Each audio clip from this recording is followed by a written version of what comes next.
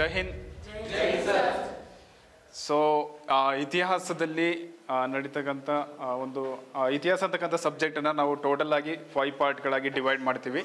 ಈ ಇತಿಹಾಸದಲ್ಲಿ 5 ಪಾರ್ಟ್ಗಳು ಅಂತ ಬಂದರೆ, ಮೊದಲನೇದಾಗಿ ಏನ್ಷಿಯಂಟ್ ಹಿಸ್ಟ್ರಿ ಅಂತ ಹೇಳ್ತೀವಿ ಅಥವಾ ಪ್ರಾಚೀನ ಭಾರತದ ಇತಿಹಾಸ ಅಂತ ಹೇಳ್ತೀವಿ. ನೆಕ್ಸ್ಟ್ ಬರ್ತಕ್ಕಂಥದ್ದು ಮಿಡಿವಲ್ ಹಿಸ್ಟ್ರಿ ಅಂತ ಹೇಳ್ತೀವಿ. ನೆಕ್ಸ್ಟ್ ಬರ್ತಕ್ಕಂಥದ್ದು ಮಾಡರ್ನ್ ಹಿಸ್ಟ್ರಿ. ನೆಕ್ಸ್ಟ್ ಬರೋಂಥದ್ದು ವರ್ಲ್ಡ್ ಹಿಸ್ಟ್ರಿ ಅಥವಾ ಯುರೋಪಿಯನ್ ಹಿಸ್ಟ್ರಿ ಅಂತ ಕರಿತೀವಿ. ಅದಾದಮೇಲೆ ಬರ್ತಕ್ಕಂಥದ್ದು ಕರ್ನಾಟಕ ಇತಿಹಾಸ. ಸೊ ಇದರಲ್ಲಿ ಇತಿಹಾಸ ಅಂತಕ್ಕಂಥ ಒಂದು ಸಬ್ಜೆಕ್ಟನ್ನು ತಗೊಂಡ್ರೆ ಯಾವುದೇ ಕಾಂಪಿಟೇಟಿವ್ ಎಕ್ಸಾಮ್ಗಾದರೂ ಕೂಡ ಅತಿ ಹೆಚ್ಚು ವೇಟೇಜ್ ಇರ್ತಕ್ಕಂಥ ಒಂದು ಟಾಪಿಕ್ ಅಥವಾ ಪಾರ್ಟ್ ಯಾವುದು ಅಂತ ಹೇಳಿದ್ರೆ ಅದು ಮಾಡರ್ನ್ ಹಿಸ್ಟ್ರಿ ಅಥವಾ ಆಧುನಿಕ ಭಾರತದ ಇತಿಹಾಸ ಅಂತ. ಓಕೆನಾ?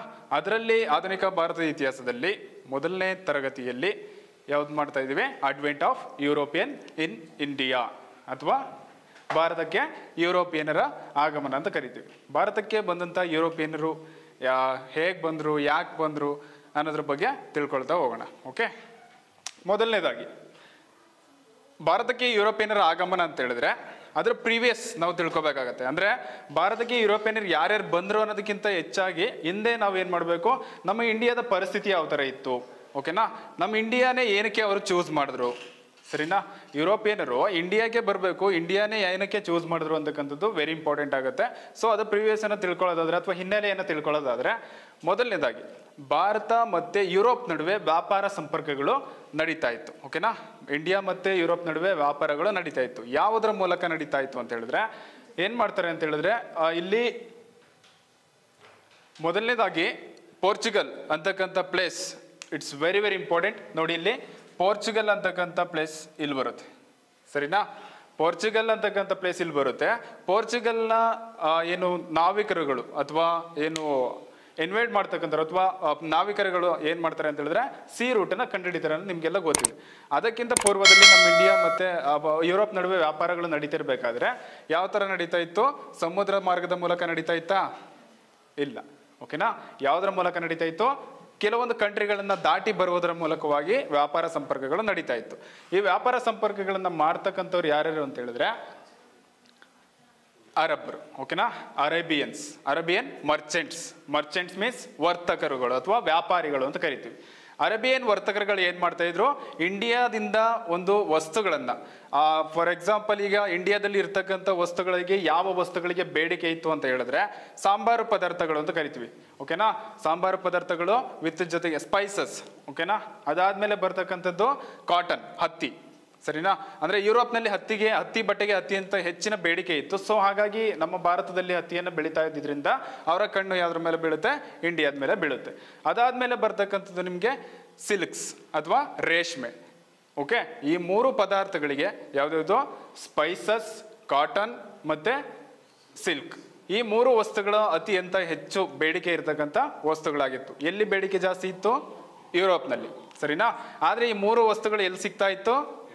ಇಂಡಿಯಾದಲ್ಲಿ. ಓಕೆ, ಅಂದ್ರೆ ನಮ್ಮ ಇಂಡಿಯಾ ಒಂದು ದೇಶಕ್ಕೆ ಬೇರೆ ಕಂಟ್ರಿಯವ್ರು ಬರ್ತಾರೆ ಅಂತ ಹೇಳಿದ್ರೆ ಅವ್ರಿಗೆ ಏನೋ ಒಂದು ಅವಶ್ಯಕತೆ ಇರುತ್ತೆ. ಆ ಅವಶ್ಯಕತೆ ಏನು ಅನ್ನೋದು ನಮಗೆ ಗೊತ್ತಾಯ್ತು, ಸರಿನಾ? ಅರೇಬಿಯನ್ ವರ್ತಕರು ಏನ್ ಮಾಡ್ತಾ ಇರ್ತಾರೆ? ಇಂಡಿಯಾದ ಒಳಗಡೆಯಿಂದ ಏನ್ ಮಾಡ್ತಾರೆ? ಇಂಡಿಯಾ ನೋಡಿ ಇಲ್ಲಿ ಬರುತ್ತೆ. ಇಂಡಿಯಾದ ಒಳಗಡೆಯಿಂದ ಏನ್ ಮಾಡ್ತಾರೆ? ಆ ವಸ್ತುಗಳನ್ನ, ಏನೇನು ವಸ್ತುಗಳು ಇಂಪಾರ್ಟೆಂಟ್ ಇದೆ ಅಂತಕ್ಕಂಥ ವಸ್ತುಗಳನ್ನ ಅವ್ರು ಏನ್ ಮಾಡ್ತಾರೆ? ಅಲ್ಲಿಂದ ಕಾನ್ಸ್ಟ್ಯಾಂಟಿನೋಪಲ್, ನೋಡಿ ಇಲ್ಲಿ ಟರ್ಕಿ ಬರುತ್ತೆ, ನೋಡಿ ಇಲ್ಲಿ ಟರ್ಕಿ ಅಂತಕ್ಕಂಥ ಪ್ಲೇಸ್ ಬರುತ್ತೆ. ಕಾನ್ಸ್ಟ್ಯಾಂಟಿನೋಪಲ್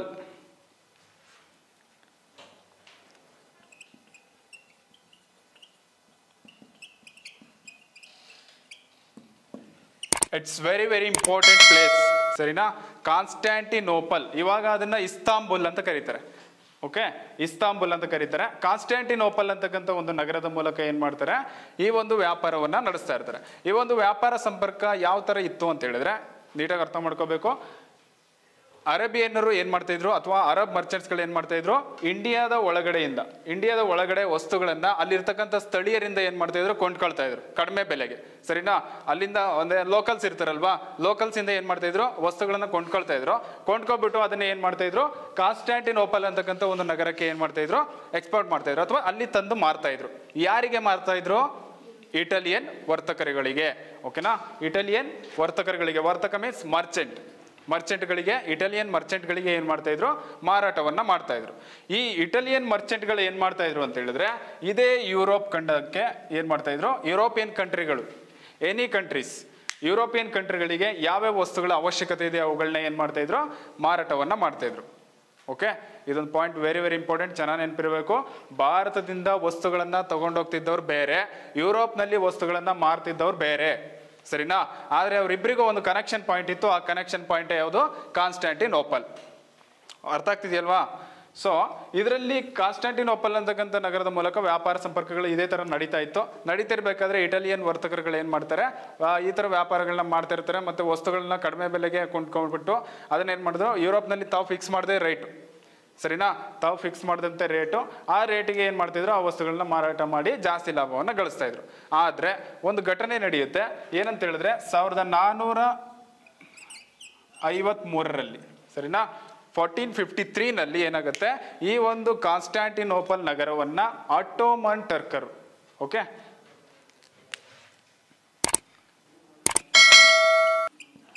ಆಟೋಮನ್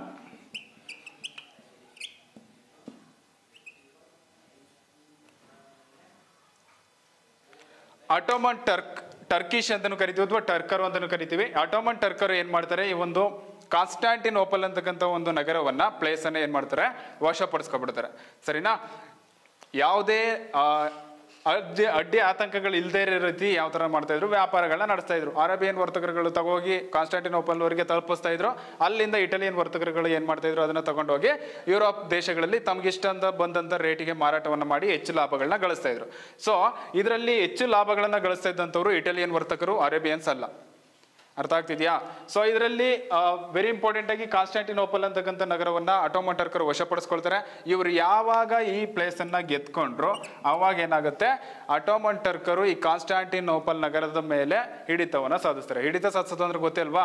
ಕಾನ್ಸ್ಟಾಂಟಿನೋಪಲ್ ನಗರದ ಮೂಲಕ ಏನೇ ಒಂದು ವಿಚಾರಗಳು ಅಥವಾ ಏನೇ ಒಂದು ಇಂಪೋರ್ಟ್ ಎಕ್ಸ್ಪೋರ್ಟ್ ಆಗಬೇಕು ಅಂದ್ರೂ ಕೂಡ ಇವರ ಪರ್ಮಿಷನ್ ಬೇಕು, ಸರಿನಾ? ಇವರ ಪರ್ಮಿಷನ್ ಬೇಕು ಅಂತ ಹೇಳಿದಾಗ ಏನಾಗುತ್ತೆ, ಈ ಒಂದು ಟರ್ಕರು ಅದಕ್ಕೆ ಅವಕಾಶವನ್ನ ಮಾಡ್ಕೊಡೋದಿಲ್ಲ.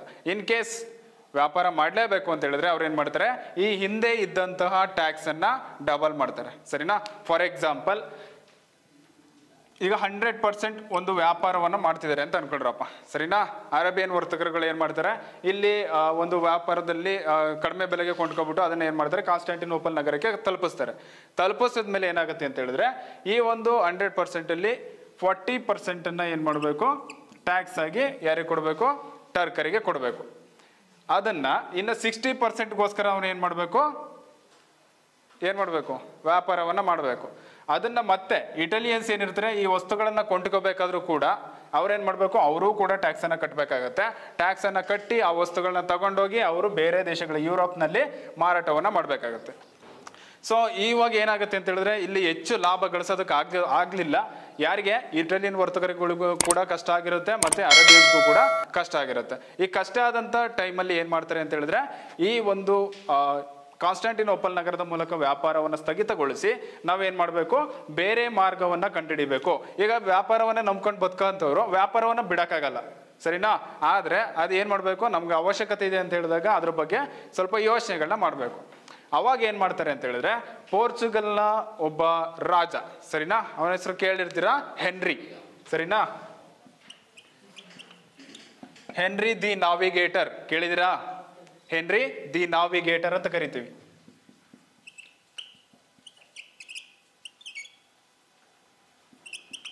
ಹೆನ್ರಿ ದಿ ನಾವಿಗೇಟರ್ ಅಂತ ಕರಿತೀವಿ. ನಾವಿಗೇಟರ್ ಅಂತ ಹೇಳಿದ್ರೆ ಒಂದು ನೌಕಾಪಡೆಯನ್ನ ಅಥವಾ ಒಂದು ನೌಕಾ ನೆಲೆಯನ್ನ ಏನ್ ಮಾಡಿರ್ತಾನೆ, ಎಷ್ಟೋ ಸ್ಟಾರ್ಟ್ ಮಾಡಿರ್ತಾನೆ, ಸರಿನಾ? ಹೆನ್ರಿ ಅಂತಕ್ಕಂಥ ಒಬ್ಬ ರಾಜ, ಪೋರ್ಚುಗಲ್ನ ರಾಜ, ನಾವಿಗೇಟರ್ ಅಂತಕ್ಕಂಥ ಒಂದು ನೌಕಾಪಡೆಯನ್ನ ಅಥವಾ ನೌಕೆಗೆ ಅಂದ್ರೆ ಜಲಮಾರ್ಗದಲ್ಲಿ ನಡೀತಕ್ಕಂಥ ಏನೋ ಒಂದು ಏನು ಡಿಸ್ಕವರ್ ಮಾಡ್ತಾರಲ್ವಾ, ಈ ತರ ಜಲಮಾರ್ಗಗಳನ್ನ ಕಂಡುಹಿಡಿತಾರಲ್ವಾ, ಇವರಿಗೆ ಟ್ರೈನಿಂಗ್ ಕೊಡೋದು, ಸರಿನಾ? ಯಾವ ತರ, ಈಗ ಅಂದ್ರೆ ಸಮುದ್ರದಲ್ಲಿ ಹೋಗ್ಬೇಕು ಅಂದ್ರೆ ಸುಮ್ಮನೆ ಯಾರು ಬೇಕಾದ್ರೂ ದೋಣಿ ತಗೊಂಡು ಅಥವಾ ಹಡಗುಗಳನ್ನ ತಗೊಂಡು ಹೋಗಕ್ಕಾಗತ್ತಾ? ಇಲ್ಲ, ಅದರದೇ ಆದಂತ ಒಂದು ಟ್ರೈನಿಂಗ್ ಇರಬೇಕು. ಸೊ ಈ ತರ ಟ್ರೈನಿಂಗ್ ಕೊಡೋಂಥ ಒಂದು ವ್ಯವಸ್ಥೆಯನ್ನ ಮಾಡಿರ್ತಾನೆ ಯಾರು? ಹೆನ್ರಿ ಅಂತಕ್ಕಂಥವನು. ಅದಾದ್ಮೇಲೆ ಈ ಒಂದು ಇದರಲ್ಲಿ ಪಳಗಿದಂತಹ ಒಬ್ಬ ವ್ಯಕ್ತಿ, ಇವನಾದ್ಮೇಲೆ ಸೆಕೆಂಡ್ ಜೇಮ್ಸ್ ಸೆಕೆಂಡ್ ಜೇಮ್ಸ್ ಅಥವಾ ಎರಡನೇ ಜೇಮ್ಸ್ ಅಂತಕ್ಕಂಥ ಒಬ್ಬ ವ್ಯಕ್ತಿ ಏನ್ ಮಾಡ್ತಾನೆ, ಈ ಒಂದು ನಾವಿಗೇಟರ್ ಅಂತಕ್ಕಂಥ ಒಂದು ಇದನ್ನ ಬೆಳೆಸ್ಕೊಂಡು ಹೋಗ್ತಾನೆ. ಅದ್ರ ಜೊತೆಗೆ ಇವನು ಈ ಒಂದು ನೌಕಾಪಡೆಯಲ್ಲಿ ಟ್ರೈನಿಂಗ್ ಅನ್ನ ಕೊಡೋದಕ್ಕೆ ವ್ಯವಸ್ಥೆಯನ್ನ ಮಾಡಿದ್ರೆ, ಇವನು ಏನ್ ಮಾಡ್ತಾನೆ ಅಂತ ಹೇಳಿದ್ರೆ ಒಬ್ಬ ವ್ಯಕ್ತಿಗಳನ್ನ, ಸರಿನಾ, ಆ ವ್ಯಕ್ತಿಗಳನ್ನ ಪ್ರಾಕ್ಟಿಕಲ್ ಆಗಿ, ಸರಿನಾ, ಕಳಿಸೋದಕ್ಕೆ ವ್ಯವಸ್ಥೆಯನ್ನ ಮಾಡ್ತಾನೆ. ಇದು ವೆರಿ ಇಂಪಾರ್ಟೆಂಟ್. ಎರಡನೇ ಜೇಮ್ಸ್ ಅಂತಕ್ಕಂಥ ಒಬ್ಬ ವ್ಯಕ್ತಿ ರಾಜ ಯಾರನ್ನ ಕಳಿಸ್ತಾನೆ ಅಂತ ಹೇಳಿದ್ರೆ ಬರ್ತಲೋಮಿಯೋ ಡಯಾಸ್. ಗೊತ್ತಿದ್ಯಾ? ಡಯಾಸ್.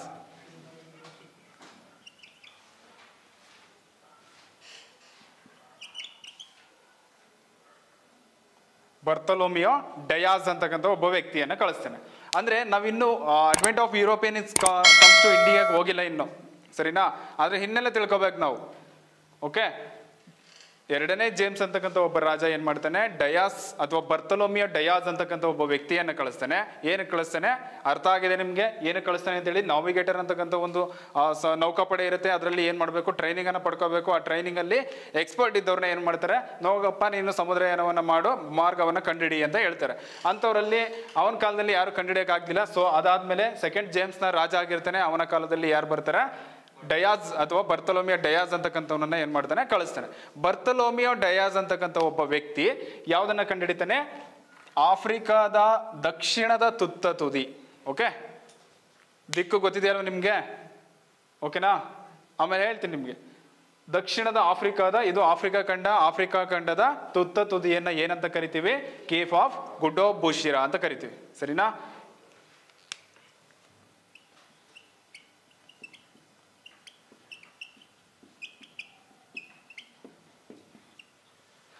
ಆದ್ರೆ ಬರ್ತಲೋಮಿಯೋ ಡಯಾಸ್ ಅಂತಕ್ಕಂಥ ವ್ಯಕ್ತಿ ಈ ಒಂದು ಪ್ಲೇಸ್ ಅನ್ನ ಕಂಡಿಡಿದ ಮೇಲೆ, ಆದ್ರೆ ಏನಾಗುತ್ತೆ ಅಂತ ಹೇಳಿದ್ರೆ, ಬರ್ತಲೋಮಿಯೋ ಡಯಾಸ್ ಇಲ್ಲಿಂದ ಹೊರಟು, ಸರಿನಾ, ಇಲ್ಲಿಂದ ಹೊರಟು ಬರ್ಬೇಕಾದ್ರೆ ಇಲ್ಲಿ ಏನಾಗುತ್ತೆ ಅಂತ ಹೇಳಿದ್ರೆ, ಈ ಕಡೆಯಿಂದ ಬೀಸಂತ ಒಂದು ಭೂಶಿರಗಳು ಅಥವಾ ಅತ್ಯಂತ ಹೆಚ್ಚಿನ ಗಾಳಿಯಿಂದ ಏನಾಗುತ್ತೆ, ಅವನ ಹಡಗುಗಳು ದಿಕ್ಕಾಪಾಲಾಗುತ್ತೆ.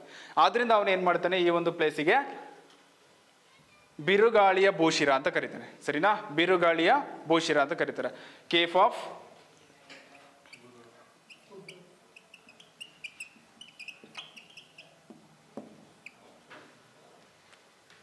ಆಫ್ ಸ್ಟೋರ್ಮ್ ಅಂತ ಕರಿತೀವಿ. ಕೇಪ್ ಆಫ್ ಸ್ಟೋರ್ಮ್ ಅಂದ್ರೆ ಹೇಳಿದ್ರೆ ಬಿರುಗಾಳಿಯ ಭೂಶಿರ ಅಂತ ಕರೀತಾನೆ. ಆದ್ರೆ ಇವನನ್ನ ನಂಬಿದ್ದು ಯಾರು ಅಂತ ಹೇಳಿದ್ರೆ, ಅವನನ್ನ ಕಳಿಸಿದವನು ಯಾರು, ರಾಜ ಸೆಕೆಂಡ್ ಜೇಮ್ಸ್, ಸರಿನಾ. ಈ ರಾಜ ಸೆಕೆಂಡ್ ಜೇಮ್ಸ್ ಅಂತಕ್ಕಂಥವ್ನು ಏನ್ ಮಾಡ್ತಾನೆ, ಇದೊಂದು ಬಿರುಗಾಳಿಯ ಭೂಶಿರ ಅಲ್ಲ, ಇದೊಂದು ಕೇಪ್ ಆಫ್ ಗುಡ್ ಹೋಪ್ ಭೂಶಿರ, ಸರಿನಾ. ಕೇಪ್ ಆಫ್ ಗುಡ್ ಹೋಪ್ ಭೂಶಿರ ಅಂತ ಏನ್ ಮಾಡ್ತಾನೆ, ಕರೀತಾನೆ. ಆದ್ರೆ ಅದಾದ ನಂತರ ಎಮ್ಯುನಲ್ ಅಂತಕ್ಕಂಥ ಒಬ್ಬ ವ್ಯಕ್ತಿ ಬರ್ತಾನೆ. ಆ ಎಮ್ಯುನಲ್ ಅಂತಕ್ಕಂಥ ವ್ಯಕ್ತಿ ಕಳಿಸ್ತಂತವನೇ ವಾಸ್ಕೋ ಡಿ ಗಾಮ, ಸರಿನಾ. ಆ ನಂತರ ಬಂದಂತ ರಾಜ ಎಮ್ಯುನಲ್ ಅಂತಕ್ಕಂಥವನು. ಆ ಎಮ್ಯುನಲ್ ಅಂತಕ್ಕಂಥ ವ್ಯಕ್ತಿ ಏನ್ ಮಾಡ್ತಾನೆ, ವಾಸ್ಕೋ ಡಿ ಗಾಮನನ್ನ ಇಂಡಿಯಾಗೆ ಸಿ ರೂಟ್ ಅನ್ನ ಕಂಡುಹಿಡಿದು ಕಳಿಸ್ತಾನೆ. ಅಂದ್ರೆ ಅರ್ಥ ಮಾಡ್ಕೋಬೇಕು ನೀವು. ಇದ್ರ ನಿಮ್ಗೆ ಹೇಳ್ತಾ ಇರೋದು ಏನಂತ ಹೇಳಿದ್ರೆ, ನಮ್ಮ ದೇಶಕ್ಕೆ ಪೋರ್ಚುಗೀಸರು ಫಸ್ಟ್ ಬಂದ್ರು, ಓಕೆನಾ. ಆದ್ರೆ ಅದಕ್ಕೆ ಜಲಮಾರ್ಗವನ್ನು ಕಂಡುಹಿಡಿದವನು ಅಂತ ಹೇಳಿದ್ರೆ ನಮಗೆ ಒಬ್ಬನೇ ಹೆಸರು ನೆನಪಾಗೋದು, ಅದು ಯಾರು, ವಾಸ್ಕೋ ಡಿ ಗಾಮ. ಆದ್ರೆ ಈ ಹಿನ್ನೆಲೆ ನಿಮ್ಗೆ ಗೊತ್ತೇ ಇರೋದಿಲ್ಲ, ಓಕೆನಾ. ಯಾವುದೇ ಒಂದು ವಿಚಾರವನ್ನ ತಿಳ್ಕೊಬೇಕಾದ್ರೂ ಕೂಡ ಅದನ್ನ ಬಗ್ಗೆ ಕಂಪ್ಲೀಟ್ ಆಗಿ ತಿಳ್ಕೊಬೇಕು. ಎಸ್ಪೆಷಲಿ ಹಿಸ್ಟ್ರಿ ಬಗ್ಗೆ ಏನಕ್ಕೆ ತಿಳ್ಕೊಬೇಕು ಅಂತ ಹೇಳಿದ್ರೆ, ಫಾರ್ ಎಕ್ಸಾಂಪಲ್ ಈಗ ವಾಸ್ಕೋ ಡಿ ಗಾಮ ಅಂತಕ್ಕಂಥ ಒಬ್ಬ ವ್ಯಕ್ತಿ ಬರ್ತಿದ್ದಾನಲ್ವರಪ್ಪ, ಏನು ಜಲಮಾರ್ಗವನ್ನು ಫಸ್ಟ್ ಇಂಡಿಯಾಗೆ ಕಂಡಿಡಿದ. ಯುರೋಪ್ ಮತ್ತೆ ಭಾರತದ ನಡುವೆ ವ್ಯಾಪಾರವನ್ನು ನಡಿಬೇಕು ಅಂತ ಹೇಳಿದ್ರೆ ಅದಕ್ಕೆ sea route it's very important ಆಗಿತ್ತು. ಅದನ್ನೇ ಏನ್ ಮಾಡ್ತಾನೆ, ಇನೋವೇಷನ್ ಮಾಡ್ತಾನೆ ಅಥವಾ ಕಂಡುಹಿಡಿತಾನೆ. ಅದು ಕಂಡುಹಿಡಿದಿದ್ದು ಇವಾಗ ನಾವು ಓದ್ತಾ ಇದೀವಿ ಹಿಸ್ಟ್ರಿನ. ವಾಸ್ಕೋ ಡಿ ಗಾಮ ಕಂಡುಹಿಡಿದಿದ್ದು ಅಷ್ಟು ವರ್ಷ ಆದ್ರೂ ಕೂಡ ನಾವೇನ್ ಮಾಡ್ತಾ ಇದೀವಿ, ಓದ್ತಾ ಇದೀವಿ. ಸೊ ಇನ್ನು 10 ವರ್ಷ ಬಿಟ್ಟರು ಕೂಡ ವಾಸ್ಕೋ ಡಿ ಗಾಮದ ಹಿಸ್ಟ್ರಿ ಚೇಂಜ್ ಆಗುತ್ತಾ, ಅಥವಾ ಫಸ್ಟ್ ಸಿ ರೂಟ್ ಅನ್ನ ಕಂಡಿಡಿದ ಅನ್ನೋ ಟೈಟಲ್ ಚೇಂಜ್ ಆಗುತ್ತಾ? ಇಲ್ಲ. ಸೊ ಅದಕ್ಕಾಗಿ ಏನ್ ಮಾಡ್ಬೇಕು, ಇತಿಹಾಸ ಅಂತಕ್ಕಂಥ ಒಂದು ಸಬ್ಜೆಕ್ಟ್ ಅನ್ನ ಯಾವುದೇ ಸ್ಪರ್ಧಾರ್ಥಿಗಳಾಗಿರ್ಬೋದು ಏನ್ ಮಾಡ್ಬೇಕು, ಪರ್ಫೆಕ್ಟ್ ಆಗಿ ಓದಬೇಕು. ಒಂದು ಸಲ ಅದನ್ನ ಓದಿದ್ರೆ ಮತ್ತೆ ಅಪ್ಡೇಟ್ ಮಾಡ್ಕೋಬೇಕು ಅನ್ನೋ ಒಂದು ಅವಶ್ಯಕತೆ ಇರೋದಿಲ್ಲ, ಸರಿನಾ. ಓಕೆ, ನೆಕ್ಸ್ಟ್ ಈ ಒಂದು ವಾಸ್ಕೋ ಡಿ ಗಾಮ ಅಂತಕ್ಕಂಥ ಒಬ್ಬ ವ್ಯಕ್ತಿಯನ್ನ ಕಳಿಸ್ತಾನೆ. ಈ ವಾಸ್ಕೋ ಡಿ ಗಾಮ ಅಂತಕ್ಕಂಥ ವ್ಯಕ್ತಿ it's very important. Vasco da Gama ಅಂತಕ್ಕಂಥ ವ್ಯಕ್ತಿ ಏನಾಗಿರ್ತಾನೆ ಅಂತ ಹೇಳಿದ್ರೆ, ಲಿಸ್ಬನ್ ಅಂತ ಒಂದು ಪೋರ್ಚುಗಲ್ನ ಒಂದು ಕ್ಯಾಪಿಟಲ್ ಬರುತ್ತೆ, ಸರಿನಾ, ಲಿಸ್ಬನ್.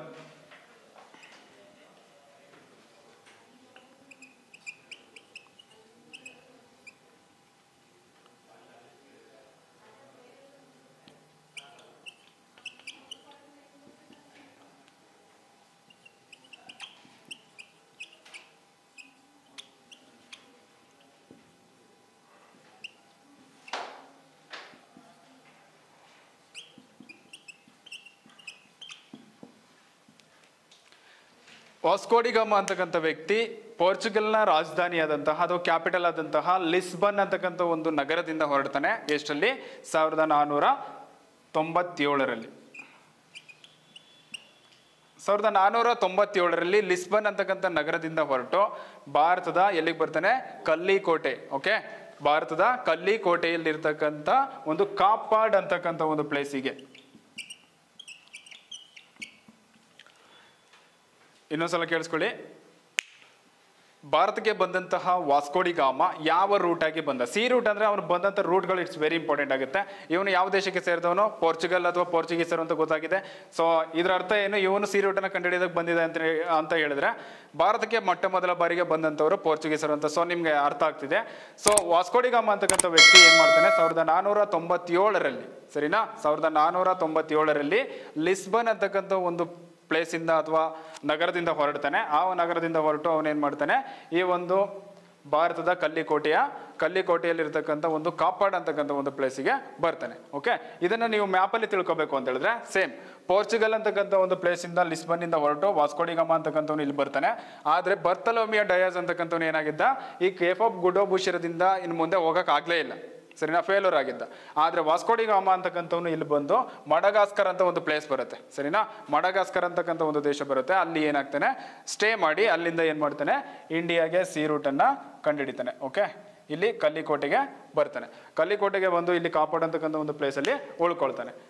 ಇದು ಫಸ್ಟ್ ಪಾಯಿಂಟ್ ಗೊತ್ತಿರಬೇಕು. ಸೊ ಇಷ್ಟನ್ನ ಮಾಡೋದಕ್ಕೆ ಪೋರ್ಚುಗಲ್ನಿಂದ ಹೊರಟಿದ್ದು 1497 ಆದ್ರೂ ಕೂಡ ಇಷ್ಟನ್ನ ಮಾಡೋದಕ್ಕೆ ಸಿ ರೂಟ್ ಅನ್ನ ಕಂಡುಹಿಡಿಯೋದಕ್ಕೆ, ಇಂಡಿಯಾನ ತಲುಪೋದಕ್ಕೆ ಅವನು ಎಷ್ಟು ದಿನಗಳ ತಗೊಂಡ ಅಥವಾ ತಿಂಗಳುಗಳ ತಗೊಂಡ ಅಂತ ಹೇಳಿದ್ರೆ 10.5 ತಿಂಗಳು, ಸರಿನಾ.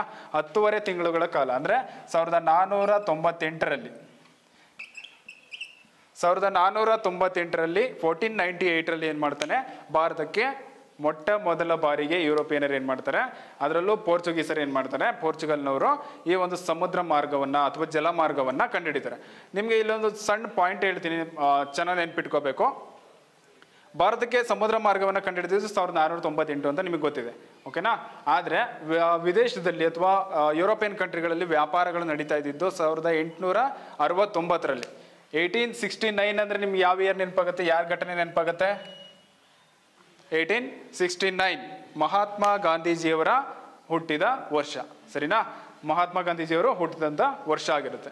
1869ರಲ್ಲಿ ಮೆಡಿಟೇರಿಯನ್ ಸಿ ಮತ್ತೆ ರೆಡ್ ಸಿ, ಕೇಳಿದಿರಾ? ಮೆಡಿಟೇರಿಯನ್ ಸಮುದ್ರ ಮತ್ತೆ ಕೆಂಪು ಸಮುದ್ರ ಅಂತ ಇವೆರಡು ಸಮುದ್ರಗಳ ನಡುವೆ ಒಂದು ಸಂಪರ್ಕವನ್ನು ಕಲ್ಪಿಸೋದಕ್ಕೆ ಒಂದು ಕಾಲುವೆಯನ್ನು ತೋಡ್ತಾರೆ. ಆ ಕಾಲುವೆ ಹೆಸರೇನು? ಸುಯೇಜ್ ಕಾಲುವೆ ಅಂತ. ಕೇಳಿದಿರಾ ಸುಯೇಜ್ ಕಾಲುವೆ ಅಂತ? ಇಲ್ಲ.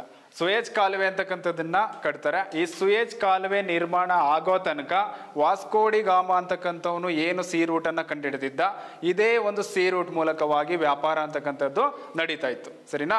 ಎಲ್ಲಿ ತನಕ? 1498ರಲ್ಲಿ ಕಂಡುಹಿಡಿತಾನೆ. ಅಲ್ಲಿಂದ 1869 ತನಕ 1869ರ ತನಕ ಏನಾಗುತ್ತೆ? ಈ ವಾಸ್ಕೋಡಿಗಾಮ ಕಂಡುಹಿಡಿದಂಥ ಒಂದು ಸಿ ರೂಟಲ್ಲೇ ವ್ಯಾಪಾರಗಳು ನಡೀತಾ ಇತ್ತು. ಅದಾದ ನಂತರ 1869ರಲ್ಲಿ ಒಂದು ಸುಯೇಜ್ ಕೆನಲ್ ಅಥವಾ ಕಾಲುವೆಯನ್ನ ಬಿಲ್ಡ್ ಮಾಡಿದ್ಮೇಲೆ ಏನಾಗುತ್ತೆ? ಅದರ ಮೂಲಕ ವ್ಯಾಪಾರಗಳು ನಡೆಯೋದಕ್ಕೆ ಸ್ಟಾರ್ಟ್ ಆಗುತ್ತೆ.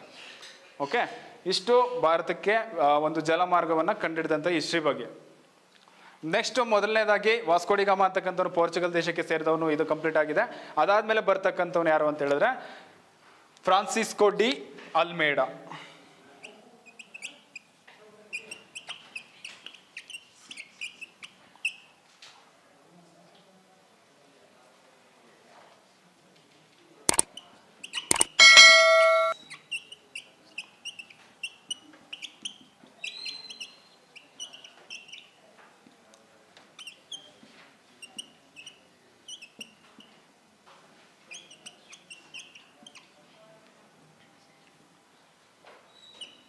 ಫ್ರಾನ್ಸಿಸ್ಕೋ ಡಿ ಅಲ್ಮೇಡಾ ಅಂತಕ್ಕಂಥವನು ಭಾರತಕ್ಕೆ ಬಂದಂತಹ ಮೊಟ್ಟ ಮೊದಲ ಗವರ್ನರ್ ಜನರಲ್, ಓಕೆನಾ. ಭಾರತಕ್ಕೆ ಬಂದಂಥ ಮೊಟ್ಟ ಮೊದಲ ಪೋರ್ಚುಗೀಸ್ ಗವರ್ನರ್ ಜನರಲ್ ಅಂತ ಕರಿತೀವಿ. ನಿಮಗೆ ಅಲ್ಲಿ ಕ್ವಶನ್ ಜಾಸ್ತಿ ಕೇಳ್ತಾರೆ, who was the first viceroy in Portuguese comes to India ಅಂತ ಕೇಳ್ತಾರೆ. ವೈಸ್ರಾಯ್ ಅಂತನಾದ್ರೂ ಕೇಳ್ತಾರೆ, ಅಥವಾ who was the first governor general in Portuguese comes to India, ಓಕೆನಾ. ಭಾರತಕ್ಕೆ ಬಂದಂತಹ ಮೊಟ್ಟ ಮೊದಲ ಪೋರ್ಚುಗೀಸರ ವೈಸ್ರಾಯ್ ಯಾರು, ಅಥವಾ ಭಾರತಕ್ಕೆ ಬಂದಂತಹ ಮೊಟ್ಟ ಮೊದಲ ಪೋರ್ಚುಗೀಸ್ ಗವರ್ನರ್ ಯಾರು ಅಥವಾ ಗವರ್ನರ್ ಜನರಲ್ ಯಾರು ಅಂತ ಕ್ವಶನ್ ಕೇಳ್ತಾರೆ. ಅದಕ್ಕೆ ನೀವೇನು ಚೂಸ್ ಮಾಡಬೇಕು, ಫಸ್ಟ್ ಬಂದಿದ್ದು ವಾಸ್ಕೋಡಿ ಗಾಮ ಸರ್, ಹಂಗಾಗಿ ವಾಸ್ಕೋಡಿ ಗಾಮ ಅಂತ ಬರೆದು ಬಿಡಬೇಡಿ. ಯಾರನ್ನ ಬರೀಬೇಕು, ಫ್ರಾನ್ಸಿಸ್ಕೋ ಡಿ ಅಲ್ಮೇಡಾ ಅಂತಕ್ಕಂಥ ಬರೀಬೇಕು. ಸೊ ಇಲ್ಲಿ ನಿಮ್ಗೆ ಫುಲ್ ನೇಮ್ ನೆನಪಿಲ್ಲ ಅಂದ್ರೂ ಕೂಡ ಆಪ್ಷನ್ಸಲ್ಲಿ ಕೆಲವೊಂದೊಂದ್ಸಲ ಅಲ್ಮೇಡಾ ಅಂತ ಕೊಟ್ಟಿರ್ತಾರೆ. ಸೊ ಹೆಸರು ನೆನಪಿರಬೇಕು. ಈ ಫ್ರಾನ್ಸಿಸ್ಕೋ ಡಿ ಅಲ್ಮೇಡಾ ಅಂತಕ್ಕಂಥವನು 1505 ಇಂದ 1509 ತನಕ ಏನು ಮಾಡ್ತಾನೆ, ಭಾರತದಲ್ಲಿ ಇರ್ತಾನೆ. ಈ ಒಂದು ಇಂಪಾರ್ಟೆನ್ಸ್ ಏನಪ್ಪ ಅಂತ ಹೇಳಿದ್ರೆ, ಮೊದಲನೇದಾಗಿ ಪೋರ್ಚುಗೀಸರು ಫಸ್ಟು ವ್ಯಾಪಾರ ಕೇಂದ್ರವನ್ನು ಎಲ್ಲಿ ಸ್ಟಾರ್ಟ್ ಮಾಡ್ತಾರೆ ಅಂತ ಹೇಳಿದ್ರೆ, ಇದು ಕೊಚ್ಚಿನ್ ಅಂತ ಪ್ಲೇಸಲ್ಲಿ ಏನು ಮಾಡ್ತಾರೆ, ಸ್ಟಾರ್ಟ್ ಮಾಡ್ತಾರೆ. ಕೊಚ್ಚಿನಲ್ಲಿ ಏನು ಮಾಡ್ತಾರೆ, ಈ ಒಂದು ಫ್ರಾನ್ಸಿಸ್ಕೋ ಡಿ ಅಲ್ಮೇಡಾ ಅಂತಕ್ಕಂಥವ್ನು ಏನು ಮಾಡ್ತಾನೆ, ಫಸ್ಟು ವ್ಯಾಪಾರ ಕೇಂದ್ರವನ್ನು ಸ್ಟಾರ್ಟ್ ಮಾಡ್ತಾನೆ.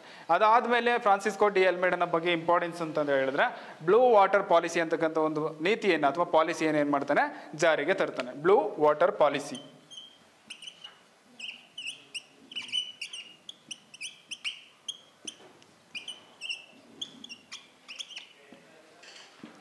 ಬ್ಲೂ ವಾಟರ್ ಪಾಲಿಸಿ ಅಂತಕ್ಕಂಥ ಅಥವಾ ನೀಲಿ ನೀರಿನ ನೀತಿ ಅಂತ ಕರಿತೀವಿ, ಸರಿನಾ. ಬ್ಲೂ ವಾಟರ್ ಪಾಲಿಸಿ ಅಂತ ಹೇಳಿದ್ರೆ ಯಾರು ಫ್ರಾನ್ಸಿಸ್ಕೋ ಡಿ ಅಲ್ಮೇಡಾನ ಪ್ರಕಾರ ಏನಂತ ಹೇಳಿದ್ರೆ, ಅಂದರೆ ಈಗ ಆಲ್ರೆಡಿ ಏನಾಗಿದ್ದಾರೆ, ಅವರು ಇಂಡಿಯಾದ ಒಳಗಡೆ ಬಂದಿದ್ದಾರೆ, ಸರಿನಾ. ಯಾರು, ಪೋರ್ಚುಗೀಸರು ಇಂಡಿಯಾ ಒಳಗಡೆ ಆಲ್ರೆಡಿ ಬಂದು ಸೆಟಲ್ಡ್ ಆಗಿದ್ದಾರೆ. ಸೊ ಇಲ್ಲಿ ಏನಾಗುತ್ತೆ ಅಂತ ಹೇಳಿದ್ರೆ, ಇವರು ಒಬ್ರು ಬಂದಿದ್ದಾರೆ ಅಂತ ಹೇಳಿದ್ರೆ ಬೇರೆಯವರು ಮತ್ತೆ ಕಣ್ಣಾಗ್ತಾನೆ ಇರ್ತಾರ. ಮತ್ತೆ ಅರಬ್ಬರು ಇಷ್ಟು ದಿನ ವ್ಯಾಪಾರವನ್ನ ಮಾಡ್ತಾ ಇದ್ರು. ಅರೇಬಿಯನ್ಸ್ ಅಂದ್ರೆ ಏನು ಬೇರೆ ಏನು ದೂರದವ್ರೇನಲ್ಲ, ಇಲ್ಲೇ ಅಕ್ಕಪಕ್ಕದ ಇಂಡಿಯಾದ ಅಕ್ಕಪಕ್ಕದಲ್ಲಿ ಇರ್ತಕ್ಕಂಥ ಅಫ್ಘಾನಿಸ್ತಾನ ಈ ಪ್ಲೇಸ್ಗಳಿದೆಯಲ್ವಾ, ಕಂಟ್ರಿಗಳಿದೆಯಲ್ವಾ, ಅಲ್ಲಿ ಅವರೇ, ಸರಿನಾ. ಲೋಕಲ್ಸೇ ಅವರು, ಅಕ್ಕಪಕ್ಕದಲ್ಲಿ ಇರ್ತಕ್ಕಂಥ ಕಂಟ್ರಿ ಅವರೇ. ಇವ್ರೇನು ಮಾಡ್ತಾರೆ, ಇವರು ಸಹ ಕಣ್ಣು ಹಾಕ್ಬಿಡ್ತಾರೆ ಅಂತ ಹೇಳ್ಬಿಟ್ಟು ನಾವೇನು ಮಾಡಬೇಕು, ಇಂಡಿಯಾದ ಒಬ್ಬ ಶತ್ರುವನ್ನ ಇಂಡಿಯಾದ ಒಳಗಡೆ ಬಾರ್ಡರ್ ಒಳಗಡೆ ಬಿಟ್ಟು ಹೊಡೆಯೋದು ಇಂಪಾರ್ಟೆಂಟೋ ಅಥವಾ ಸೆಕ್ಯೂರ್ ಅನ್ಸುತ್ತೋ, ಅಥವಾ ಬಾರ್ಡ್ರಿಗೆ ಬರ್ದಂಗೆ ನೋಡ್ಕೊಳ್ಳೋದೇ ಸೆಕ್ಯೂರ್ ಅನ್ಸುತ್ತೋ, ಬರ್ದಂಗೆ ನೋಡ್ಕೋಬೇಕು ಅಲ್ವಾ. That is blue water policy, ಸರಿನಾ. ಸೇಮ್ ಯಾರು ಫ್ರಾನ್ಸಿಸ್ಕೋ ಡಿ ಅಲ್ಮೇಡಾ ಅಂತಕ್ಕಂಥವ್ನು ಏನು ಮಾಡ್ತಾನೆ, ಈ ಒಂದು ನೀಲಿ ನೀರಿನ ನೀತಿಯನ್ನು ಅಥವಾ ಬ್ಲೂ ವಾಟರ್ ಪಾಲಿಸಿಯನ್ನು ಜಾರಿಗೆ ತರ್ತಾನೆ. ಬ್ಲೂ ವಾಟರ್ ಪಾಲಿಸಿ ಅಂತ ಹೇಳಿದ್ರೆ, ಹಿಂದೂ ಮಹಾಸಾಗರ ಅಂತಕ್ಕಂಥದ್ದು ಏನಿದೆ, ಹಿಂದೂ ಮಹಾಸಾಗರ ನಿಮಗೆಲ್ಲ ಗೊತ್ತಿರುತ್ತೆ. ಸೊ ಇಲ್ಲಿ ಬರುತ್ತೆ ಹಿಂದೂ ಮಹಾಸಾಗರ ಅಂತಕ್ಕಂಥದ್ದು. ಅಲ್ಲಿ ಪೋರ್ಚುಗೀಸರು ಬಂದಿರತಕ್ಕಂಥದ್ದು ಎಲ್ಲಿ, ಕಲ್ಲಿಕೋಟೆಯ ಮೂಲಕ. ಸೊ ಕಲ್ಲಿಕೋಟೆಯ ಮೂಲಕ ಅಂತ ಹೇಳಿದ್ರೆ ಅಲ್ಲೇ ಸಾಕಷ್ಟು ಸಮುದ್ರಗಳೇ ಇರೋಂಥದ್ದು, 3 ಕಡೆ ಸಮುದ್ರಗಳು ಸಹ ಅಲ್ಲೇ ಇರತಕ್ಕಂಥದ್ದು. ಕಲ್ಲಿಕೋಟೆ, ಓಕೆ ಹೇಳ್ತೀನಿ. ಕಲ್ಲಿಕೋಟೆ ಅಂತಕ್ಕಂಥ ಒಂದು ಪ್ಲೇಸ್ ಬರುತ್ತಲ್ವೇನ್ರಪ್ಪ, ಸರಿನಾ. ಕ್ಯಾಲಿಕಟ್ ಅಂತ ಕರಿತೀವಿ. ಕ್ಯಾಲಿಕಟ್ ಅಂತಕ್ಕಂಥ ಒಂದು ಪ್ಲೇಸ್ ಬರುತ್ತೆ. ಈ ಕ್ಯಾಲಿಕಟ್ ಅಂತಕ್ಕಂಥ ಒಂದು ಪ್ಲೇಸಿಗೆ ಅವರು ಆಲ್ರೆಡಿ ವಾಸ್ಕೋಡಿ ಗಾಮ ಅಂತಕ್ಕಂಥವನು ಫಸ್ಟು ಎಂಟ್ರಿ ಆದಂಥ ರೂಟ್ ಅದು, ಸರಿನಾ. ಎಂಟ್ರಿ ಆದಂಥ ರೂಟು. ಮತ್ತೆ ಅವನು ಫಸ್ಟ್ ಬಂದಂಥ ಪ್ಲೇಸ್ ಯಾವುದು ಅಂದರೆ ಕಾಪಾಡ್ ಅನ್ನೋ ಪ್ಲೇಸ್. ಆದರೆ ಇಲ್ಲಿ ಫ್ರಾನ್ಸಿಸ್ಕೋ ಡಿ ಅಲ್ಮೇಡಾ ಅಂತಕ್ಕಂಥವನು ಪೋರ್ಚುಗೀಸರು ಕಂಡಿಡ್ದಿದ್ದು ಯಾವುದಾಗಿತ್ತು, ಕಲ್ಲಿಕೋಟೆ ಏನಿದೆ, ಕ್ಯಾಲಿಕಟ್ ಏನಿದೆ, ಆ ಪ್ಲೇಸ್ ಮಾತ್ರ ರೂಟ್ ಆಗಿತ್ತು. ಸೊ ಆ ರೂಟನ್ನು ಏನು ಮಾಡಬೇಕು, ಇಂಡಿಯಾಗೆ ಇರ್ತಕ್ಕಂಥದ್ದು 2 ರೂಟ್ ಇದ್ದಿದ್ದು. ಮೊದಲನೇದು ಕಾನ್ಸ್ಟಾಂಟಿನೋಪಲ್. ಸೊ ಆಲ್ರೆಡಿ ಅದು ಟರ್ಕರ್ ವಶಪಡಿಸ್ಕೊಂಡ್ಮೇಲೆ ಬಂದಾಯಿತು. ಬಂದಾದ್ಮೇಲೆ ಇಲ್ಲಿ ಒಂದು ರೂಟನ್ನು ಕಂಡುಹಿಡಿದ್ರು. ಆ ರೂಟಲ್ಲಿ ಏನಾಯಿತು, ಫ್ರಾನ್ಸಿಸ್ಕೋ ಡಿ ಅಲ್ಮೇಡಾ ಅಂತಕ್ಕಂಥವನು ಒಂದು ನೌಕಾಪಡೆಯನ್ನು ಇರಿಸ್ತಾನೆ, ಸರಿನಾ. ನೌಕಾಪಡೆಯನ್ನು ಇರಿಸ್ತಾನೆ ಅಂದರೆ ಸೆಕ್ಯೂರ್ ಮಾಡೋದು, ಬಾರ್ಡರ್ನ ಕಾಯೋಂಥದ್ದು, ಬಾರ್ಡರ್ನ ಸೆಕ್ಯೂರ್ ಮಾಡ್ತಕ್ಕಂಥದ್ದು. ಯಾಕೆ, ಅರೇಬಿಯನ್ಸ್ ಆಗಿರ್ಬೋದು ಅಥವಾ ಬೇರೆ ದೇಶದವರಾಗಿರ್ಬೋದು, ವರ್ತಕರುಗಳು ಅಥವಾ ಮರ್ಚೆಂಟ್ಸ್ಗಳು ಇಂಡಿಯಾದ ಒಳಗಡೆ ಬರಬಾರ್ದು ಅಂತೇಳಿ, ಸರಿನಾ. ಸೊ ಇಂಡಿಯಾದ ಒಳಗಡೆ ಬರಬಾರ್ದು ಅಂತ ಹೇಳ್ಬಿಟ್ಟು ಇಷ್ಟು ಸೆಕ್ಯೂರನ್ನು ಅವನೇನು ಮಾಡ್ತಾನೆ, ಮಾಡ್ಕೊಳ್ತಾನೆ. ಇಷ್ಟು ಸೆಕ್ಯೂರನ್ನು ಮಾಡಿ ಅವನೇನು ಮಾಡ್ತಾನೆ, ತನ್ನ ದೇಶಕ್ಕೆ 1509ರಲ್ಲಿ ವಾಪಸ್ ಹೋಗ್ಬೇಕಾದ್ರೆ ಅಲ್ಲಿ ಅಕ್ಕಪಕ್ಕದ ರಾಷ್ಟ್ರದವರು ಏನು ಮಾಡ್ತಾರೆ, ಅವನನ್ನು ಸಾಯಿಸ್ತಾರೆ. ನೆಕ್ಸ್ಟ್ ಬರೋಂಥವನು most very important, Alfonso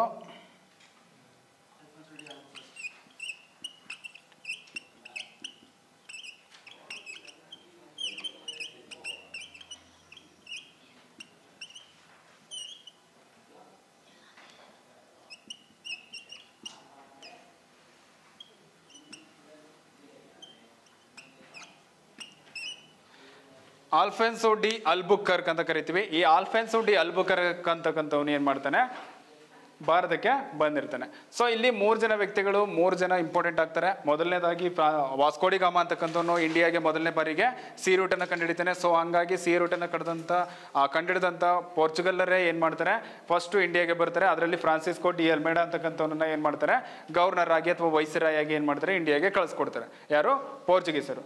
so ಇಲ್ಲಿ ಕಳಿಸ್ಕೊಟ್ಮೇಲೆ ಏನಾಗುತ್ತೆ, ಆ ನಂತರ ಅಲ್ಮೇಡಾನ ನಂತರ ಬರ್ತಕ್ಕಂಥವನು ಆಲ್ಫಾನ್ಸೋ ಡಿ ಅಲ್ಬುಕರ್ಕ್. ಇವನನ್ನ ಏನಂತ ಕರಿತೀವಿ, he is the real founder of Portuguese in India ಅಂತ ಕರಿತೀವಿ. ಸರಿನಾ? ಭಾರತದಲ್ಲಿ ಪೋರ್ಚುಗೀಸರ ನಿಜವಾದ ಸ್ಥಾಪಕ ಯಾರು? ಅಲ್ಫೋನ್ಸೋ ಡಿ ಅಲ್ಬುಕರ್ಕ್ ಅಂತಕ್ಕಂಥವ್ನಾಗಿರ್ತಾನೆ. ಯಾಕೆ ರಿಯಲ್ ಫೌಂಡರ್ ಅಂತ ನಾವು ಕರಿತೀವಿ ಅಂತ ಹೇಳಿದ್ರೆ, ಈಗ ಇಲ್ಲಿ ತನಕ ನೀವು ವಿಷಯನ ಕೇಳಿಸ್ಕೊಂಡ್ರಿ, ಎಲ್ಲಾದರೂ ಪೋರ್ಚುಗೀಸರ ಇಂಥ ಒಬ್ಬ ಗವರ್ನರ್ ಅಥವಾ ಇಂಥ ಒಬ್ಬ ವ್ಯಕ್ತಿ ಒಂದು ಪ್ಲೇಸನ್ನು ಗೆದ್ದ ಅಂತ ಎಲ್ಲಾದರೂ ಹೇಳಿದ್ನ ನಾನು? ಇಲ್ಲ. ಓಕೆನಾ? ಆದರೆ ಈ ಒಬ್ಬ ವ್ಯಕ್ತಿ ಏನು ಮಾಡ್ತಾನೆ, 1510ರಲ್ಲಿ 1510ನಲ್ಲಿ 1510ರಲ್ಲಿ ಏನು ಮಾಡ್ತಾನೆ ಅಂತ ಹೇಳಿದ್ರೆ, ಗೋವಾವನ್ನ ಬಿಜಾಪುರದ ಸುಲ್ತಾನ ಯೂಸಫ್ ಆದಿಲ್ ಶಾ ಅಂತಕ್ಕಂಥ ಒಬ್ಬ ವ್ಯಕ್ತಿಯಿಂದ ಏನು ಮಾಡ್ತಾನೆ, ಗೆದ್ಕೊಳ್ತಾನೆ.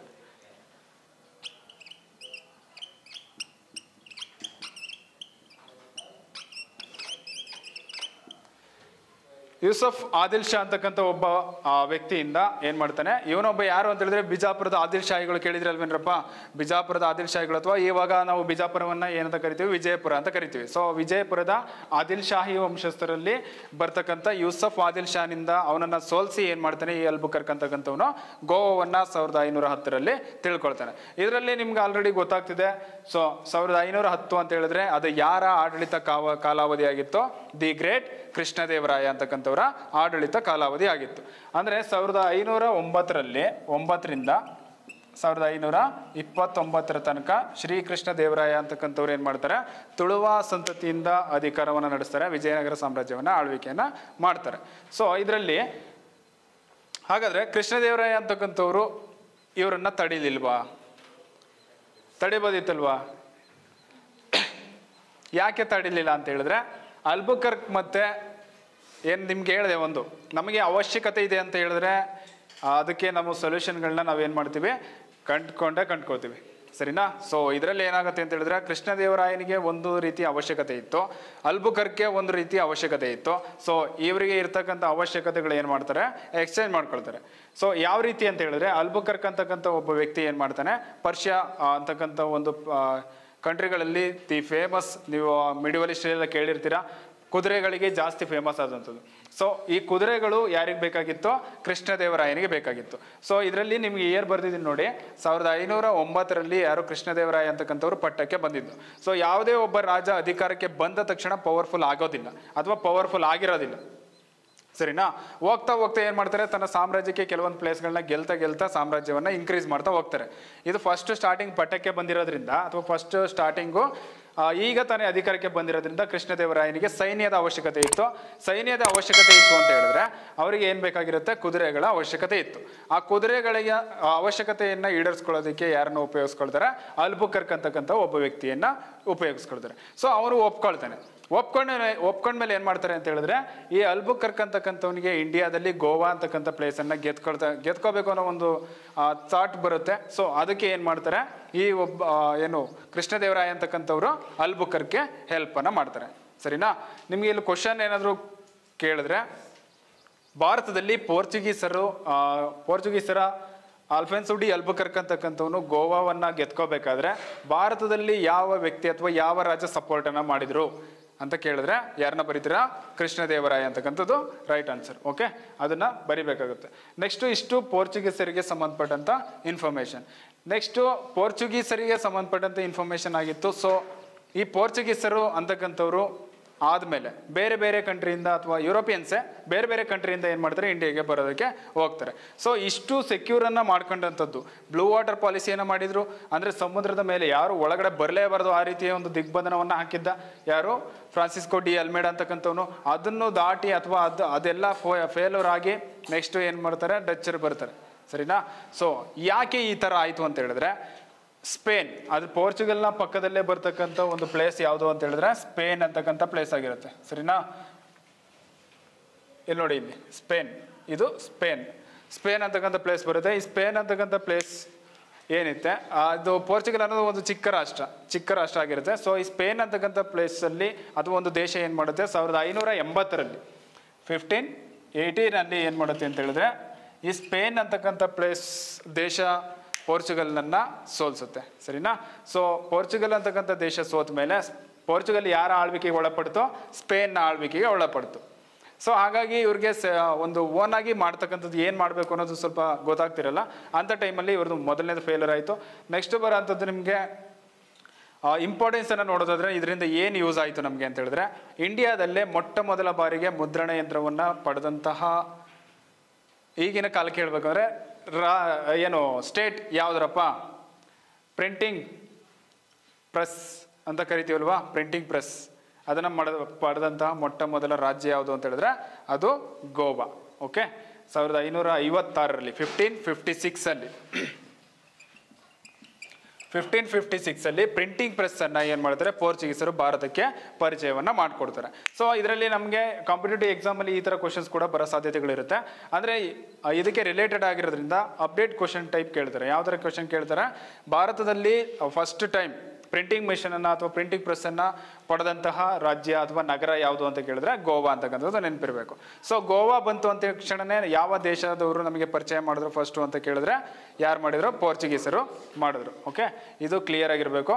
ನೆಕ್ಸ್ಟ್ ಬರೋಂಥದ್ದು ನಿಮಗೆ ಈ ಥರ ಇನ್ನು ಕೆಲವು ಆಹಾರ ಬೆಳೆಗಳು ಗೊತ್ತಿದೆ ನಿಮಗೆ. ಫಾರ್ ಎಕ್ಸಾಂಪಲ್ ಈಗ ಪೊಟೆಟೊ, ಆಲೂಗೆಡ್ಡೆ ಅಂತ ಹೇಳ್ತೀವಿ. ಆಲೂಗೆಡ್ಡೆ ಅಂತಕ್ಕಂಥದ್ದನ್ನು ಯಾರು ಇಂಟ್ರೊಡ್ಯೂಸ್ ಮಾಡಿದ್ದು? ನಮ್ಮ ದೇಶದಲ್ಲಿ ಮೊದಲಿಂದ ಇತ್ತಾ? ಇಲ್ಲ, ಇದೇ ಪೋರ್ಚುಗೀಸರು ಇಂಟ್ರೊಡ್ಯೂಸ್ ಅನ್ನು ಮಾಡಿದ್ದು. ನೆಕ್ಸ್ಟ್ ತಂಬಾಕು ಅಂತ ಹೇಳ್ತೀವಿ. ತಂಬಾಕನ್ನು ಯಾರು ಇಂಟ್ರೊಡ್ಯೂಸ್ ಮಾಡಿದ್ದು? ಇವರೇ ಇಂಟ್ರೊಡ್ಯೂಸ್ ಅನ್ನು ಮಾಡಿದ್ದು. ಮೆಣಸಿನಕಾಯಿ ಅಂತ ಹೇಳ್ತೀವಿ. ಸೊ ಈ ಥರ ನಾನಾ ಒಂದು 5-6 ರೀತಿ ಬೆಳೆಗಳು ಬರುತ್ತೆ. ಈ ಥರ ಬೆಳೆಗಳನ್ನ ಏನು ಮಾಡ್ತಾರೆ, ಪೋರ್ಚುಗೀಸರಿಂದ ನಮ್ಮ ಭಾರತ ದೇಶಕ್ಕೆ ಪರಿಚಯ ಆಗಿದ್ದು. ಸರಿನಾ? ಸೊ ಈ ಥರ ಸ್ಪೇನ್ನಿಂದ ಸೋತಂಥ ಪೋರ್ಚುಗಲ್ ಏನಾಗುತ್ತೆ ಅಂತ ಹೇಳಿದ್ರೆ, ಆ ನಂತರ ಈ ಆಲ್ಫೆನ್ಸೋ ಡಿ ಅಲ್ಬುಕರ್ಕ್ ಅಂತಕ್ಕಂಥ ಒಬ್ಬ ವ್ಯಕ್ತಿ ನಂತರ ಬಂದಂಥ ಒಬ್ಬ ಯಾವುದೇ ವ್ಯಕ್ತಿಗಳು ಸಹ ಅಥವಾ ಗವರ್ನರ್ ಜನರಲ್ಗಳು ಅಥವಾ ಪೋರ್ಚುಗಲ್ ಅಧಿಕಾರಿಗಳು ಯಾರೂ ಕೂಡ ಅಷ್ಟು ಸಮರ್ಥವಾಗಿ ಆಡಳಿತವನ್ನು ನಡೆಸೋದಿಲ್ಲ. ಸೊ ಹಾಗಾಗಿ ಏನಾಗುತ್ತೆ ಅಂತ ಹೇಳಿದ್ರೆ, ಪೋರ್ಚುಗಲ್ ಅಂತಕ್ಕಂಥದ್ದು ಜಸ್ಟ್ ಗೋವಾಗೆ ಮಾತ್ರ ಸೀಮಿತವಾಗಿ ಉಳ್ಕೊಬಿಡ್ತಾರೆ. ಸರಿನಾ? ಆದರೆ ಪೋರ್ಚುಗೀಸರು ಅಂತಕ್ಕಂಥವ್ರು ಎಷ್ಟರಲ್ಲಿ ಭಾರತದಿಂದ ಹೊರಗೆ ಹೋಗ್ತಾರೆ ಅಂತ ಹೇಳಿದ್ರೆ, ಕನ್ಕ್ಲೂಡಲ್ಲಿ 1498ರಲ್ಲಿ ಬಂದಂಥ ಪೋರ್ಚುಗೀಸರು 1961ರಲ್ಲಿ ಹೋಗ್ತಾರೆ. 1961ರಲ್ಲಿ ಭಾರತ ಅಂತಕ್ಕಂಥದ್ದು ಏನು ಕೆಲವೊಂದು ಪ್ಲೇಸಸ್ಗಳು ಏನು ಮಾಡ್ತವೆ, ಬೇರೆ ಬೇರೆ ಅಂದರೆ ಬ್ರಿಟಿಷರು 3 ಆಪ್ಷನ್ನ ಕೊಟ್ಬಿಡ್ತಾರೆ. 3 ಆಪ್ಷನನ್ನು ಕೊಟ್ಟಾಗ ಏನಾಗುತ್ತೆ ಅಂತ ಹೇಳಿದ್ರೆ, 3 ಆಪ್ಷನನ್ನು ಕೊಟ್ಟಾಗ ಒಂದು ಇಂಡಿಯಾಗಾದರೂ ಸೇರಿ ಅಥವಾ ಯಾರಿಗಾದರೂ ಸೇರಿ, ಇಂಡಿಯಾಗಾದರೂ ಸೇರಿ ಅಥವಾ ಪಾಕಿಸ್ತಾನಕ್ಕಾದರೂ ಸೇರಿ ಅಥವಾ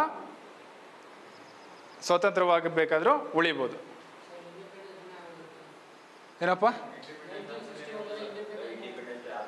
ಓಕೆ, ಹೇಳ್ತೀನಿ. ಸರಿನಾ? ಅದು ನಿಮಗೆ ಏನು ಅನಿಸ್ತಿದೆ ಅಂದರೆ, 1498ರಿಂದ 1961 ಬರೆದ್ಬಿಟ್ಟಿದ್ದಾರೆ ಅಂತ ಅನಿಸ್ತಿದೆ ಅಲ್ವಾ? ಅಂದರೆ ಇಂಡಿಪೆಂಡೆನ್ಸ್ ಡೇನೇ ಆಗೋಗಿತ್ತು ಸರ್, ಆಗೋದ್ರ ಅಂತ ಕೇಳ್ತಾ ಇದ್ದೀರಾ. ಸೊ ಆಗಲೇ ಹೋಗಿದ್ದವರು, ಅದನ್ನೇ ಹೇಳ್ತಾ ಇದ್ದೀನಿ ಈಗ ನಿಮಗೆ. ಅರ್ಥ ಆಗ್ತಿದೆಯಾ? ಪೋರ್ಚುಗೀಸರು ಏನು ಮಾಡ್ತಾರೆ ಅಂತ ಹೇಳಿದ್ರೆ, ಇಂಡಿಯಾ ಇಂಡಿಪೆಂಡೆನ್ಸ್ ಆದರೂ ಕೂಡ ಭಾರತದಲ್ಲಿ ಇರ್ತಾರೆ. ಸರಿನಾ? ಸೊ ಬ್ರಿಟಿಷರು ನಮಗೆ 3 ಆಪ್ಷನನ್ನು ಕೊಡ್ತಾರೆ. ಮೊದಲನೇದಾಗಿ ಭಾರತದಲ್ಲಿ ಇರ್ತಕ್ಕಂಥ ಒಂದು ಸಂಸ್ಥಾನಗಳು ಅಂತ ಕರಿತಾ ಇದ್ವಿ. ಸಂಸ್ಥಾನಗಳು ಎಷ್ಟಿತ್ತು ಅಂತ ಹೇಳಿದ್ರೆ 562 ಸಂಸ್ಥಾನಗಳಿತ್ತು. 562 ಸಂಸ್ಥಾನಗಳಿಗೆ ಒಂದು ಸ್ಟೇಟ್ಮೆಂಟನ್ನು ಕೊಡ್ತಾರೆ ಬ್ರಿಟಿಷರು. ಮೊದಲನೇದು, ನೀವು ಇಂಡಿಯಾಗಾದರೂ ಸೇರಿ, ಸರಿನಾ? ಎರಡನೇದು, ಪಾಕಿಸ್ತಾನಕ್ಕಾದರೂ ಸೇರಿ ಅಥವಾ ಸ್ವತಂತ್ರವಾಗಬೇಕಾದ್ರೂ ಅಥವಾ ಇಂಡಿಪೆಂಡೆಂಟ್ ಆಗಬೇಕಾದ್ರೂ ಇರಿ ಅಂತ. ಆದರೆ ಕೆಲವ್ರು ಏನು ಮಾಡ್ತಾರೆ, ಇಂಡಿಯಾಗೆ ಸೇರ್ತೀವಿ ಅಂತ ಹೇಳ್ತಾರೆ. ಕೆಲವ್ರು ಏನು ಮಾಡ್ತಾರೆ, ಪಾಕಿಸ್ತಾನಕ್ಕೆ ಸೇರ್ತೀವಿ ಅಂತ ಹೇಳ್ತಾರೆ. ಇನ್ನು ಕೆಲವ್ರು ಏನು ಮಾಡ್ತಾರೆ, ಈ ಒಂದು ಪ್ಲೇಸಸ್ಗಳು ನಿಮಗೆ ನೆನಪಿರುತ್ತೆ. ಮೊದಲನೇದಾಗಿ ಸರ್ದಾರ್ ವಲ್ಲಭಾಯ್ ಪಟೇಲ್ ಅಂತಕ್ಕಂಥವ್ರನ್ನ ಏಕತಾ ದಿವಸ್ ಅಂತ ಅವರ ಬರ್ತ್ಡೇನ ಸೆಲೆಬ್ರೇಟ್ ಮಾಡ್ತೀವಿ. ಏನಕ್ಕೆ ಸೆಲೆಬ್ರೇಟ್ ಮಾಡ್ತೀವಿ? ಏಕತೆ ಅಂದರೆ ಏನಂಗಂದ್ರೆ ಒಗ್ಗಟ್ಟು ಅಂತ ಅರ್ಥ. ಸರಿನಾ? ಅಂದರೆ ನಮ್ಮ ಇಂಡಿಯಾ ಮ್ಯಾಪನ್ನು ಇಷ್ಟು ಚೆನ್ನಾಗಿ ಲಕ್ಷಣವಾಗಿ ನಾವು ಬರಿತೀವಿ ಅಂತ ಹೇಳಿದ್ರೆ ಅದಕ್ಕೆ ಕಾರಣಕರ್ತರು ಯಾರು ಅಂತ ಹೇಳಿದ್ರೆ ಸರ್ದಾರ್ ವಲ್ಲಭಾಯ್ ಪಟೇಲ್. ಓಕೆನಾ? ಹಂಗಾಗಿ ಅವರ ಸ್ಟ್ಯಾಚ್ಯೂವನ್ನು ಕೂಡ ಅಷ್ಟು ಚೆನ್ನಾಗಿ ಬಿಲ್ಡ್ ಮಾಡಿರೋದು, ಜೊತೆಗೆ ಏಕತಾ ದಿವಸ್ ಅಂತ ಆಚರಣೆಯನ್ನು ಮಾಡೋದು. ಸೊ ಇದೇ ಸರ್ದಾರ್ ವಲ್ಲಭಾಯ್ ಪಟೇಲ್ರವರು ಏನು ಮಾಡ್ತಾರೆ, ಇಂಡಿಯಾ ಇಂಡಿಪೆಂಡೆನ್ಸ್ ಆದಮೇಲೆ ಈ ಥರ ಪ್ರಾಬ್ಲಮ್ ಬರುತ್ತೆ. ಈ ಥರ ಪ್ರಾಬ್ಲಮ್ ಬಂದಂಥ ಟೈಮಲ್ಲಿ ವಲ್ಲಭಾಯ್ ಪಟೇಲ್ರವರು ಏನು ಮಾಡ್ತಾರೆ ಅಂತ ಹೇಳಿದ್ರೆ, ಈಗ ಫಾರ್ ಎಕ್ಸಾಂಪಲ್ ಯಾವುದ್ಯಾವುದು ಇತ್ತು ಅಂತ ಹೇಳಿದ್ರೆ, ಗೋವಾ ಅಂತಕ್ಕಂಥ ಪ್ಲೇಸ್ ಇತ್ತು. ಇಂಡಿಪೆಂಡೆಂಟ್ ಆಗಿರ್ತೀವಿ ಅನ್ನೋದ್ರ ಬಗ್ಗೆ ಹೇಳ್ತಾ ಇದ್ದೀನಿ. ಗೋವಾ, ಜುನಾಗಢ್ ಅಂತ ಬರುತ್ತೆ. ಹೈದರಾಬಾದ್ ನಿಜಾಮ ಅಂತಕ್ಕಂಥವ್ರು, ಮತ್ತು ಜಮ್ಮು ಕಾಶ್ಮೀರ ಅಂತ ಬರುತ್ತಲ್ಲ, ಅಲ್ಲಿ ಒಬ್ಬ ರಾಜ ಬರ್ತಾನೆ, ಅವನು ಸಹ ಸ್ವಲ್ಪ ಇದು ಮಾಡ್ತಿರ್ತಾನೆ. ಅಂದರೆ ನಾನು ಇಂಡಿಪೆಂಡೆಂಟ್ ಆಗಿರ್ತೀನಿ ಅಂತೇಳಿ. ದೇಶದ ಒಳಗಡೆ ಮಧ್ಯೆ ಮಧ್ಯೆ ಬರ್ತಕ್ಕಂಥವ್ರು ಇಂಡಿಪೆಂಡೆಂಟ್ ಆಗಿರ್ತೀನಿ ಅಂದರೆ ಅದು ದೇಶ ಅಷ್ಟು ಇದಾಗೋದಿಲ್ಲ. ಸೊ ಹಂಗಾಗಿ ಏನು ಮಾಡ್ತಾರೆ, ಸರ್ದಾರ್ ವಲ್ಲಭಾಯ್ ಪಟೇಲ್ರವರು ಏನು ಮಾಡ್ತಾರೆ, 1961ನಲ್ಲಿ ಆಪರೇಷನ್ ವಿಜಯ್ ಅಂತಕ್ಕಂಥ ಒಂದು ಇದನ್ನು ನಡೆಸಿ, ಆಪರೇಷನನ್ನು ನಡೆಸಿ ಅಥವಾ ಸೇನೆಯನ್ನು ಕಳಿಸಿ ಭಾರತದಲ್ಲಿ ಗೋವಾದಲ್ಲಿ ಆಳ್ವಿಕೆ ಮಾಡ್ತಾ ಇರ್ತಕ್ಕಂಥ ಪೋರ್ಚುಗೀಸರನ್ನ ಸೋಲಿಸಿ ಏನು ಮಾಡ್ತಾರೆ, ಗೋವಾವನ್ನು ಭಾರತಕ್ಕೆ ಸೇರಿಸ್ಕೊಳ್ತಾರೆ. ಸರಿನಾ? 1961ರಲ್ಲಿ ಗೋವಾ ಅಂತಕ್ಕಂಥ ಪ್ಲೇಸ್ ಏನಾಗಿ ಸೆಲೆಕ್ಟ್ ಆಯಿತು ಅಂತ ಹೇಳಿದ್ರೆ, ಫಸ್ಟು ಅದು ಇಂಡಿಯಾಗೆ ಸೇರ್ಪಡೆ ಆಗಿದ್ದು ಯೂನಿಯನ್ ಟೆರಿಟರಿ ಅಂತ ಹೇಳಿ. ಸರಿನಾ? ಅದನ್ನು 1987ನಲ್ಲಿ, ಸರಿನಾ, 1987 1987 ರಾಜ್ಯ ಅಥವಾ ಸ್ಟೇಟ್ ಅಂತ ಹೇಳಿ ಘೋಷಣೆಯನ್ನು ಮಾಡ್ತಾರೆ. ಸೊ ಇಷ್ಟು ಪೋರ್ಚುಗೀಸರಿಗೆ ಸಂಬಂಧಪಟ್ಟಂಥ ಇನ್ಫಾರ್ಮೇಷನ್.